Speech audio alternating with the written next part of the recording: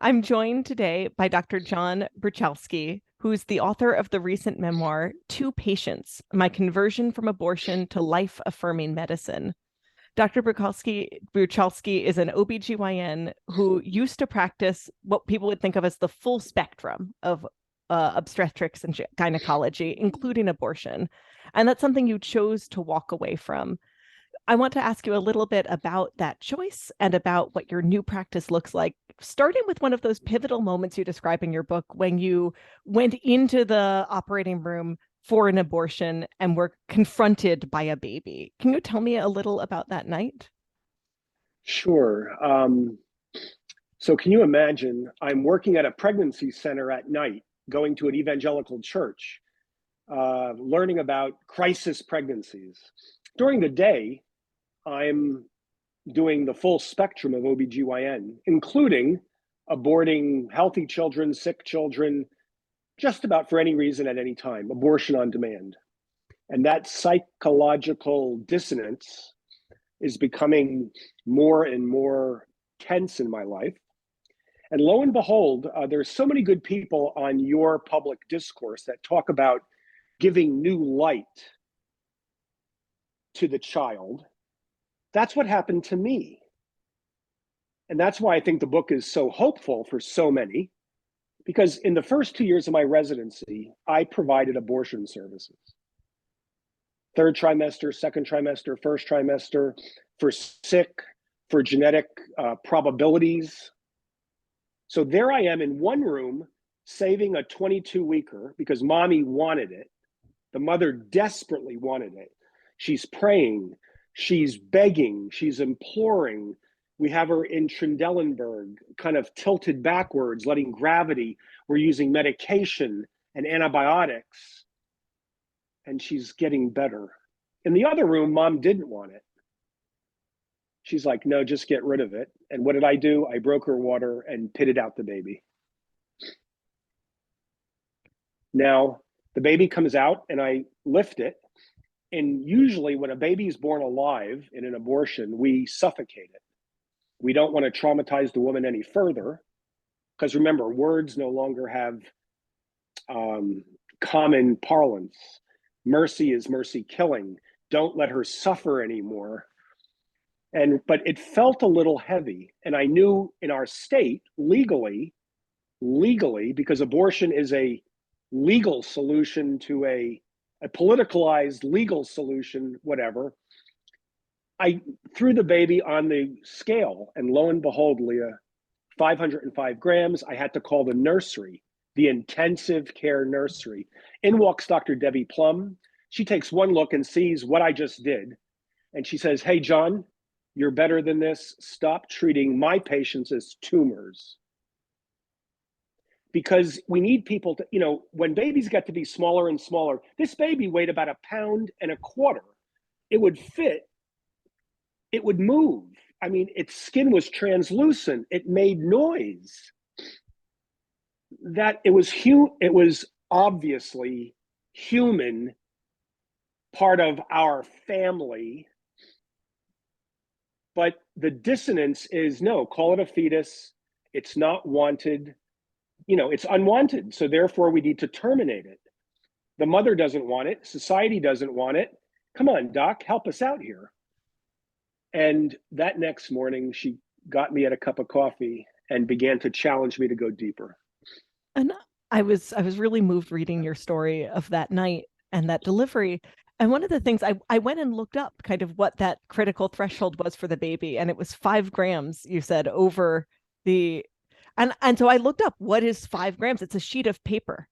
A sheet of paper weighs 5 grams, and that was the measure of what made someone a person or not in the hospital. Yeah, that's exactly right. And once you remove medicine from truth and justice and equality and equity and ecology, 5 grams, a sheet of paper, or whatever the mom wants, whenever she wants it. It's a desire. A desire is something we put into the air. It's a word that goes out from us, 5 grams, a sheet of paper. And when I began to realize that the data was coming in scientifically, abortion and breast cancer, abortion and preterm labor, abortion and mental illness, when I began to see my heart hardening as I was doing more and more of these, as they get bigger and you go from the little ones that have no bones to the ones that have bones to the ones that have actually form, mm-hmm. you realize something's not right here, because what you think now is human at one point wasn't. No, if mom and dad give us the egg and sperm, it's a human life, period. And it's based on science and genetics at that point. But I really needed data, my heart hardening, that experiential turn. It's almost phenomenology, Leah. It's a new way that we're experiencing reality, because words no longer have meaning. Logic no longer has meaning. Principle of double effect no longer has meaning. Natural law no longer has meaning. And I wrote this book to share this eye-opening awe of what it's like to look at all human beings' lives as members of the human family, genetically, and for some of us, philosophically and spiritually. I want to really kind of dive in on that shift in vision, because I think that arbitrary threshold of 5 grams, one more week, that sense that people shift from objects to persons. It's kind of particularly painful in the context of abortion, but it's a problem medicine hits a lot of places. You're not quite sick enough for dialysis, you're not quite sick enough for a transplant, but once your numbers move by 0.1 on this scale, we'll be able to treat you differently. And I know that in some cases those numbers come out of a real place of care, right? Of we have to make these decisions based on aggregate data. But as a doctor, how do you balance these numbers tend to work overall, and I have a single patient in front of me I want to advocate for? So several things. So then transforming my life, listening to what Dr. Debbie said to do. Yeah, you need to go visit this place in Medjugorje in Yugoslavia, and it'll help put you in perspective. And my mother gets me there, and I did have like scales come off my eyes. You always hate the disease, but you always love the patient. That's the core of medicine. Medicine becomes an act of mercy, not just an act of following the science. Because as we know, data-driven, evidence-based medicine is political. You pick and choose the studies you want in the way you want it to get the data. And I know that because I built contraceptives. We were a contraceptive research and development center. So in medicine today, in my practice, because this book gets you up to the beginnings of Tepeyac OBGYN.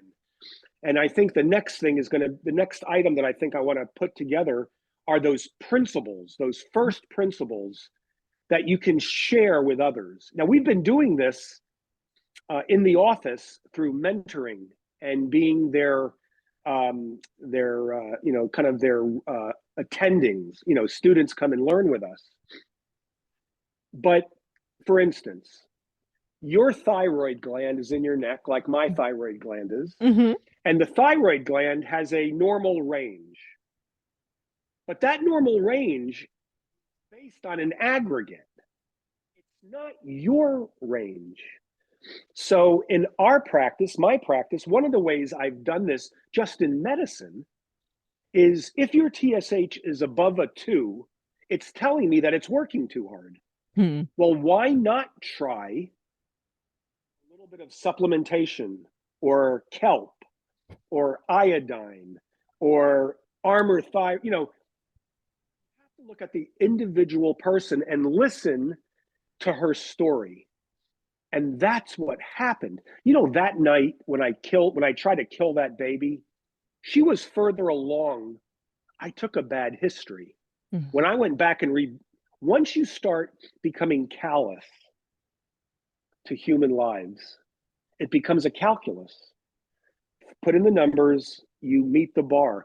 I'm convinced it's like the train platform at Auschwitz-Birkenau.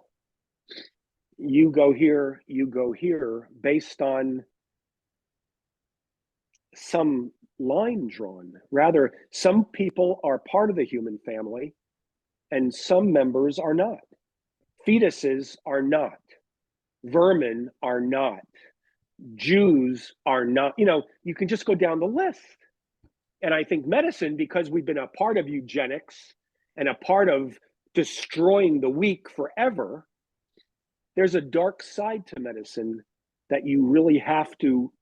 It's why I put Tepeyac in my name, because even though I wrote a really hopeful book and I don't demonize anybody, and I really believe we can share one-on-one that transformation of seeing the integrated human person as our family member, as a member of the human family, I really also believe that this book is about helping folks understand medicine, that there's a better way to practice. You don't have to slog through this and consider yourself eugenic. I appreciate that, especially because I think this is an issue, again, that's thrown into stark relief in OB and abortion, but it's not limited there. You talk about feeling like, and I've got a quote from the book here, we were taught to trust our patients above all else. And for whatever reason, this woman felt the abortion would make life better. It wasn't my place to question her choices. I was there to help women. And I can tell that, your practice is moved by love in both cases, when you're providing abortions, when you're issuing them. But there's also this pressure from the medical system that the doctor is a vending machine, right? That your judgment isn't as much that you're there to provide a service, and that's not limited to abortion. So how do you resist that vending machine pressure, even in a pro-life practice? Where does that pressure come from? So you have to be able to push back on both sides, or at least provide context for people. You're exactly spot on. And once again, I'm so grateful to be on Public Discourse with you. I really think that some of your articles that I've seen, like Charlie Camosi's article on embryo adoption, I'm telling you, I have been very close to people who are in the world of embryo donation. And what I want to say to you is that this ability to push back on both sides. Remember, modern bioethics is based on patient autonomy. Modern alternative medicine is based on patient autonomy. I can go on Google, I can read my own, and you have to constantly look at the whole person. I realize that I have one leg in my abortion world and one leg in my life world. I don't do abortions anymore because they're not good for the child unborn, the most weak, but it's also not good for families or moms, psychologically, medically, that sort of thing. But I'm still post-traumatic. It was part of my life.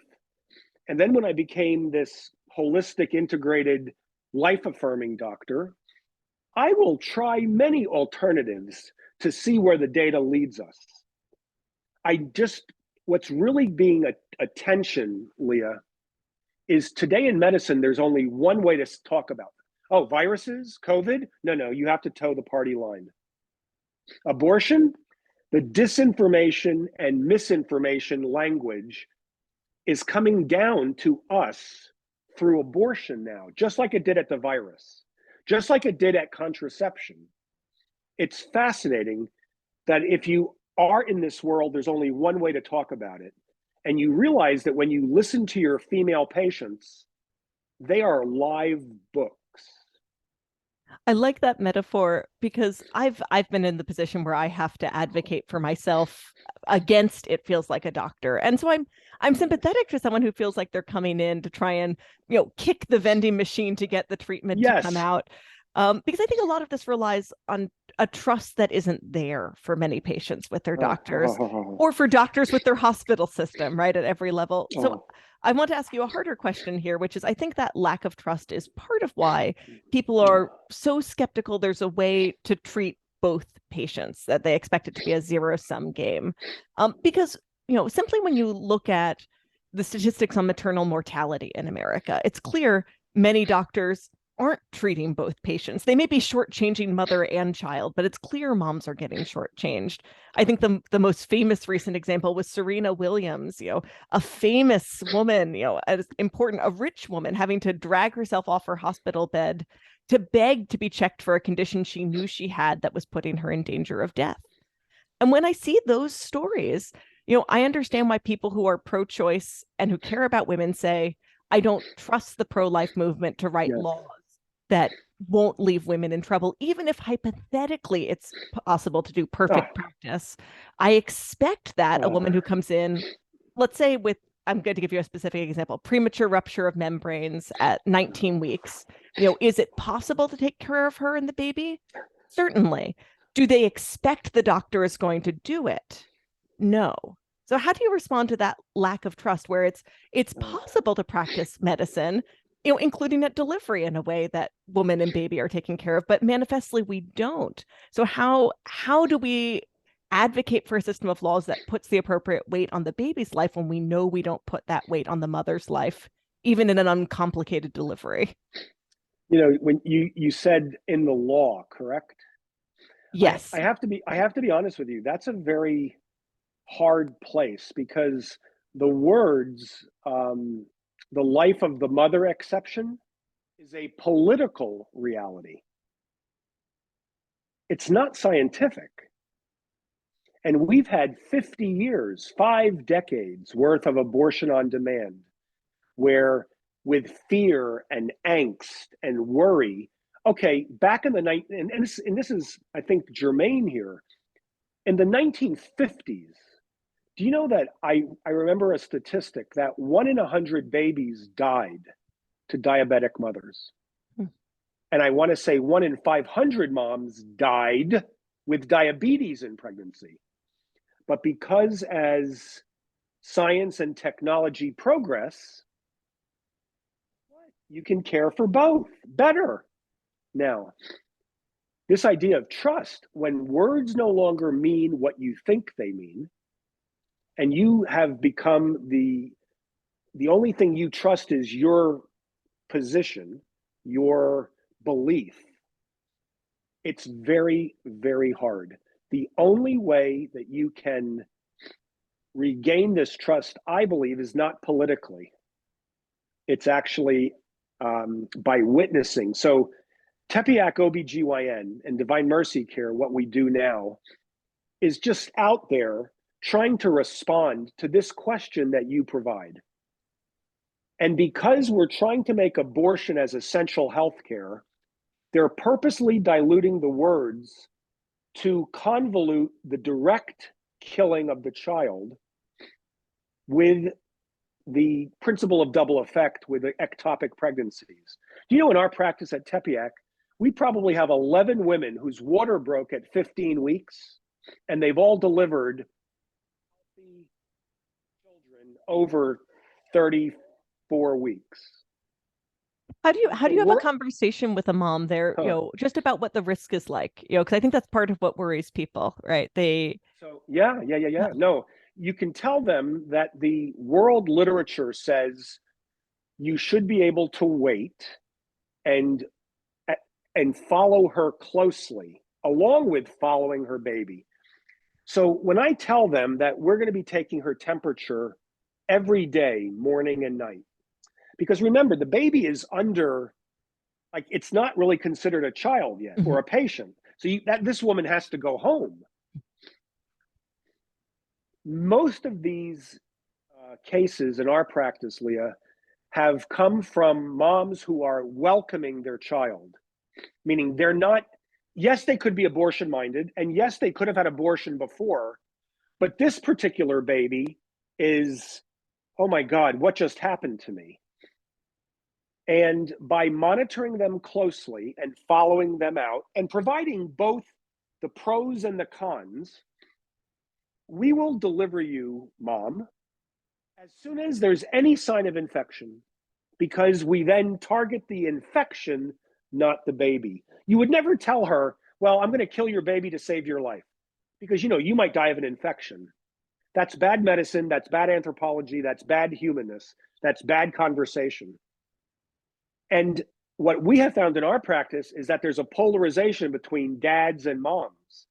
Many dads are like, no, no, no, don't do this. And the mom's like, well, wait a second, I'm not sick yet. I don't want to just do this. And that's where abortion and the option of abortion comes in.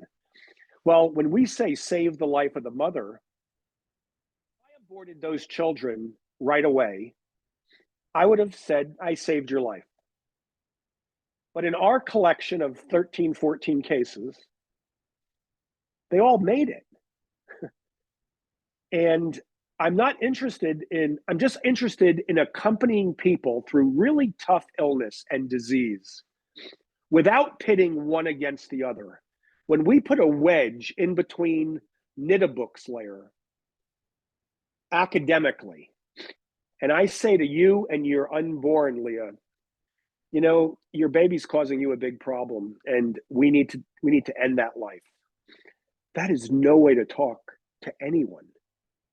And I think when you understand the other side to this extent, you know, you have to advocate for yourself. I get it. When I see these young ladies in the office who are pro, you know, these pregnancy center children and women, I say, you know, I've done that. I used to do abortions in this case, but I don't anymore because I have found that the outcomes both for the unborn that dies and you is very regretful. And you can go elsewhere. I can't help you do that, but you can always come back to me for any complications. Why? Because I value you. I value your decision, even though I wouldn't do it. You're always welcomed with us. And since we know women don't follow up with Planned Parenthood, they don't follow up with their abortionist often, they come to wherever they can. And you're trying to meet them in their shame, in their pain, in their, I have no choice, I have to do this. And I think it's a matter of witness, a matter of language, and a matter of never breaking them apart, but always trying to show them that this is their reality now. I want to ask you a little bit about that open door because, you know, I think your story would make sense to people simply as a story about walking away from abortions. And in your conversion of heart, you didn't just give something up, you deliberately took something else on. You talk about having a particular call from Mary to always see the poor and see them daily. And that's a very different thing than just, I won't do this procedure anymore. And it changed where you could practice as much as not doing abortions did. Yes. Can you talk about kind of what that changed for you as a doctor beyond just, I won't do abortions? How did that change where you and how you could practice? Well, I can tell you that the first doctor who really thought I was hot stuff, that I was a really good surgeon, that I had a really good following, that I really knew my PMS and my you know, difficulties in women's health. I was really well trained by my patients. He backed out of his big offer to me when I came back from my transformation spiritually and medically. So yes, doors close when this happens, but doors also open. We know how polarizing abortion is, and at least 50% of the of our patients, they want a pro-life doctor. They want somebody. Yeah, go ahead. I really want to ask specifically about the commitment to see the poor daily, because I think it's obvious where doors close when you say, I'm not doing this part of OB. But I feel like in your memoir, both choices are wildly disruptive to being a doctor in America. So how did the commitment to the poor blow up your life? Yes. Well, they did. But once again, when I was in undergrad and in medical school, I went and worked in Appalachia because social justice was so important to us. Seeing the poor, creating options, equity. And I am not interested in leaving something. There is a real solution in conversation, in public discourse.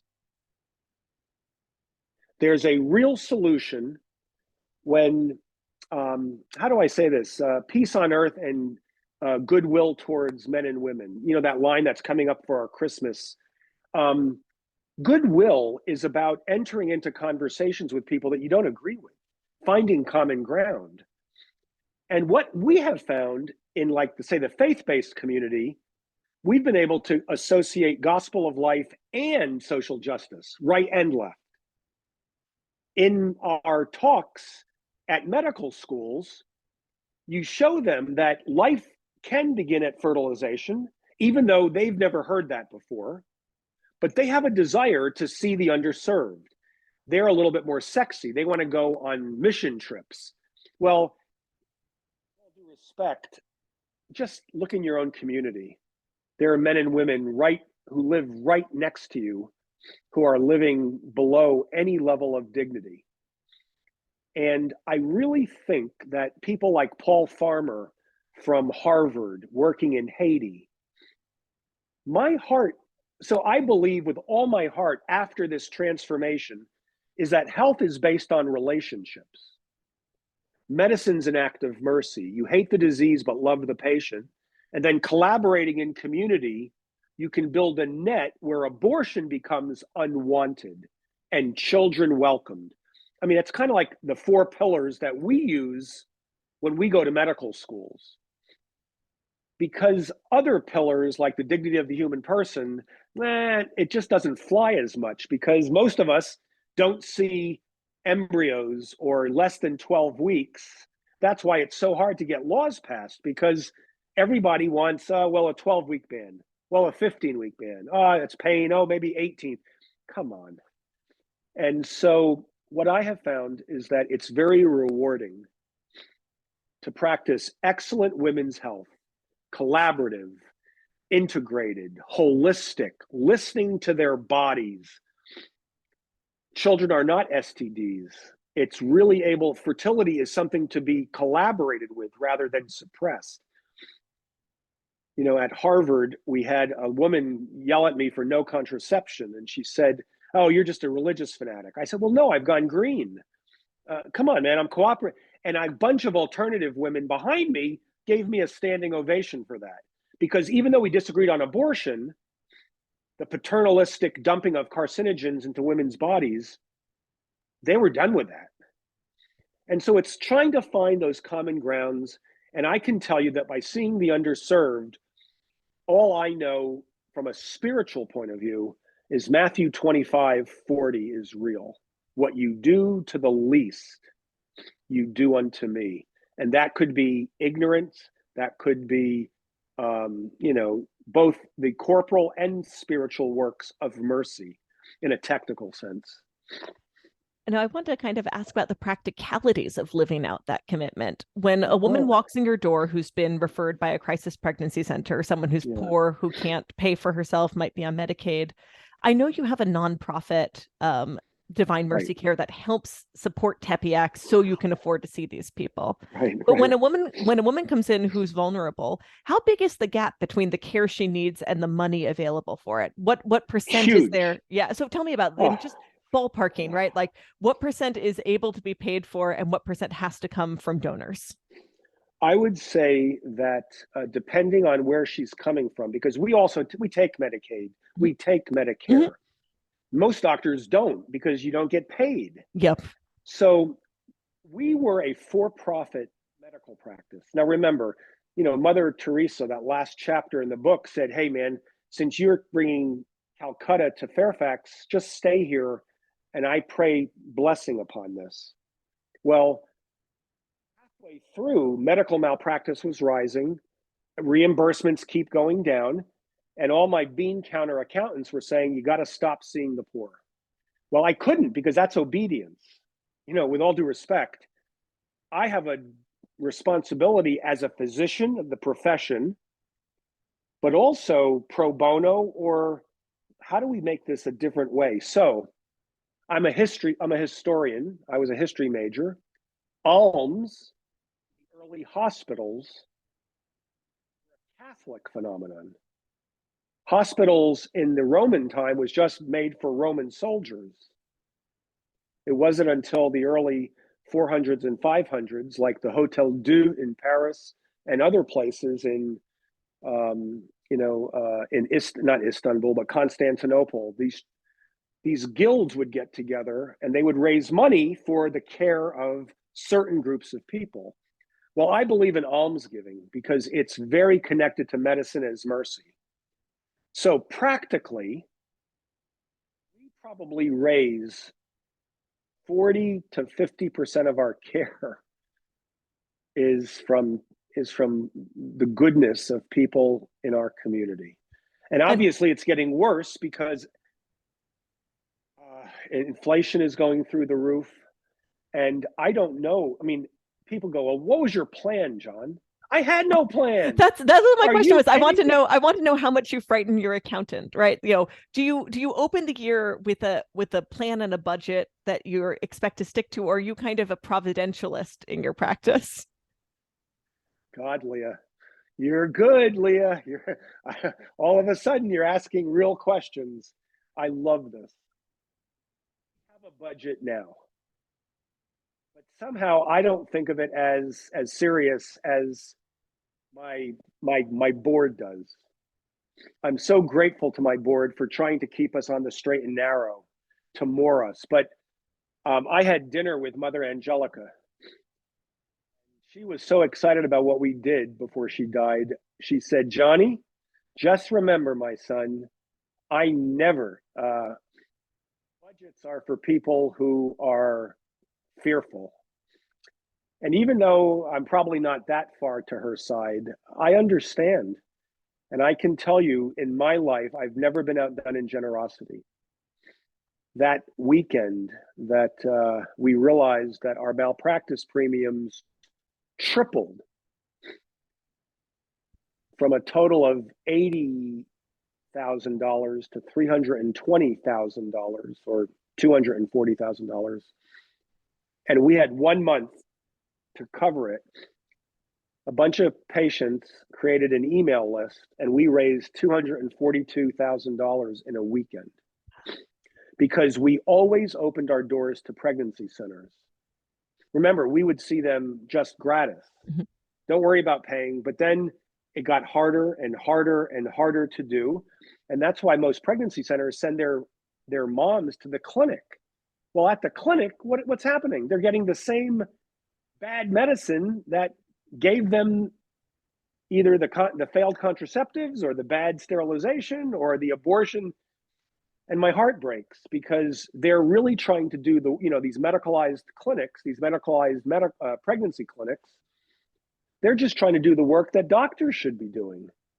So I think we've created a way that's very enticing to many people who want to see the poor, want to practice excellent medicine and see the least. It's about almsgiving. It's about having so much street credibility that you can go to your patients and beg. With all due respect, do we make a killing at Tepeyac? We make a good living as doctors. But it's that rich young man story. What else should I do? What else should I do? What else should I do? Well, sell everything and come follow me. The question is, how far do we follow him? I think that asking that question is always the right question. And it definitely scares accountants, and it would scare healthcare policy writers. And I'm a little more of a policy wonk than you are, obviously, but I want to ask you if you could change one thing about the bureaucracy or the laws around healthcare just to ease your path, right? Because it feels like you're working against the grain in seeing the poor. The system is not set up to support you in doing that. Right. If you could kind of remove one bar to your work, what's one of the most onerous things for seeing the poor on the policy side for you? It's the incredible, number one, the incredible paperwork, the bureaucratic paperwork that puts you into that system. And then secondly, the overt hidden brutalization of conscience protection. Once you start accepting federal dollars, you have to toe the federal line. And I'm telling you, it's brutal. And it's actually, because we provide a really good, we're excellent. We don't hurt women. Our malpractice is incredibly solid. We're trustworthy. Two of my peers in my practice were chairman of the departments. However, when we try to get on these bigger plans to unify and obtain better degrees of insurance reimbursement, it will always have something in there about abortion and, even with ectopics, the direct killing of the child, you can't do this procedure. So those are the two bars, young lady, the paperwork,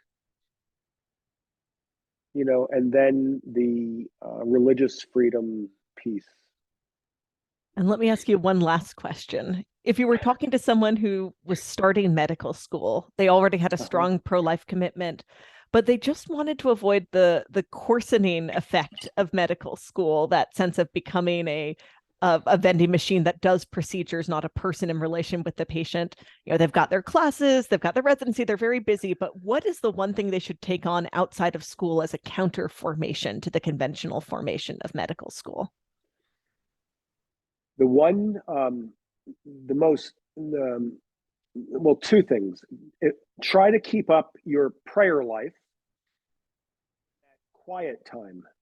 However you do that, what you should do. The second piece is to reach out to places like us at divinemercycare.org, who can then connect you with Catholic Medical and Dental, Christian Medical and Dental, Catholic Medical Association, where you realize you're not alone.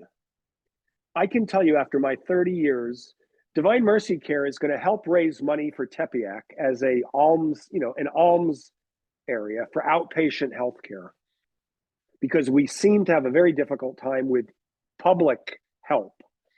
Number two is, it's a relational, health is relational. And to talk to men and women who've gone through this. And now I have a whole host of people that came through us who we refer to. And I'm old enough where I know the American Association of Pro-Life OBGYNs. I know the folks at the Dina Colas Center for Ethics and Policy. I know the folks in Denver, in all these. I know Morningstar. I know Guiding Star. I know Bella. I know NAPRO. I know Fertility Awareness. I know people are just realizing that you have someone to ask. I'm at the University of Virginia 12 years ago. A fourth-year resident walks up to me after my talk of, if abortion is so good, why don't more of us do it? He comes up and says, do you really believe, Dr. Bruchalski, that life begins at fertilization, human life? Oh yeah, and it deserves, our care. He goes, I'll be damned. He goes, you're the first person in 12 years of my academic training ever to have heard that. He goes, I find it fascinating. Well, a cup of coffee later. So all I know is that policy is wonderful, but I just know that transforming hearts through healthcare comes by one-on-one. And I pray that I can come alongside policy people to help them inspire language, because I can't give it. I'm not a policy guy. In fact, that ain't me.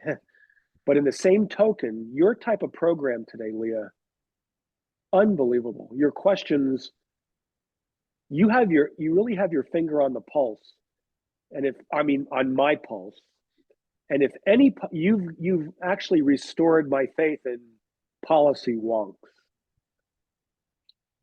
Well, I look forward to submitting a more formal policy proposal for all doctors should just spend more time begging and less time doing paperwork, which I think was your prescription. But that was my prescription. Yes, ma'am. Thank you so much for making the time to talk to me today. Dr. John Bruchalski, the author of Two Patients, My Conversion from Abortion to Life-Affirming Medicine. Thank you so much for your time.